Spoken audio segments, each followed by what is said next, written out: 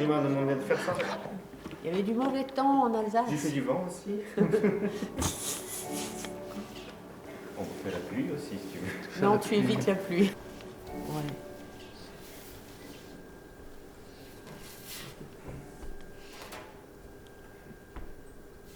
On était au bleu.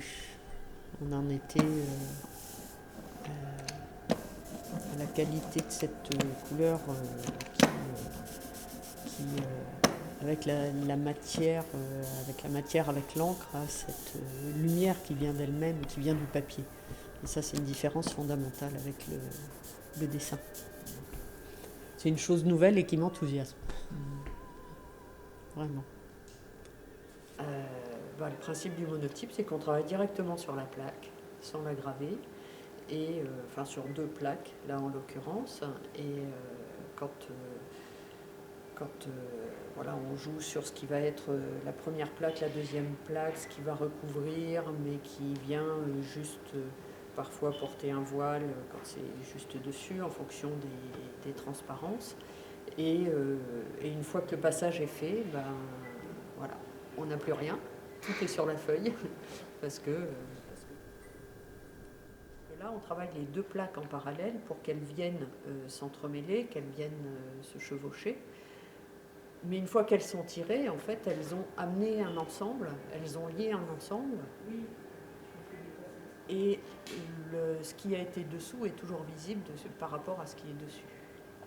Je crois la différence fondamentale, c'est vraiment la qualité de l'encre et la façon de percevoir, de percevoir ce que l'encre va donner justement sur cette plaque de zinc, qui est une plaque grise, qui n'est pas une plaque blanche. Quand on travaille sur le papier, on est sur tout de suite ce que l'on pose est visible.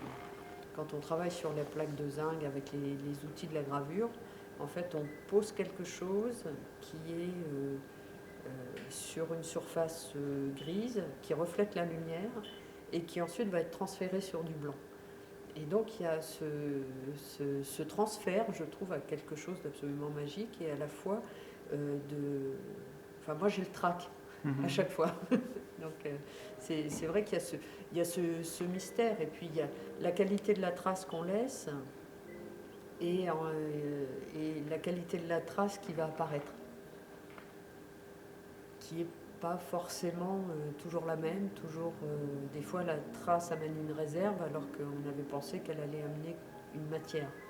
Et c'est souvent dans cette petite fragilité, dans ce petit pas bien fait, que rentre moi ce que j'appelle l'infime humain.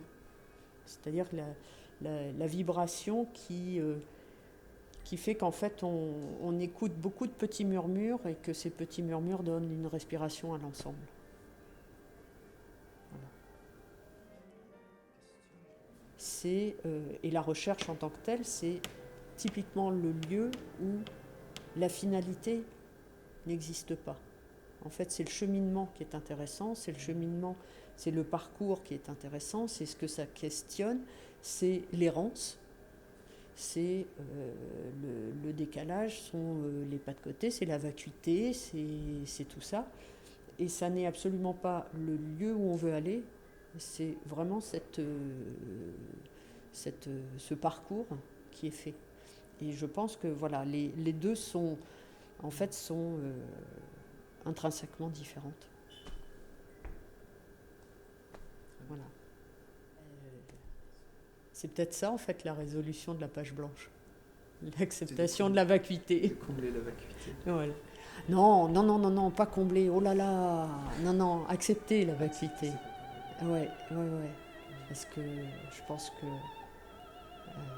sinon on aurait tous tendance aussi à bien tout recouvrir, bien remplir. C'est rassurant, c'est cadré, c'est rassurant.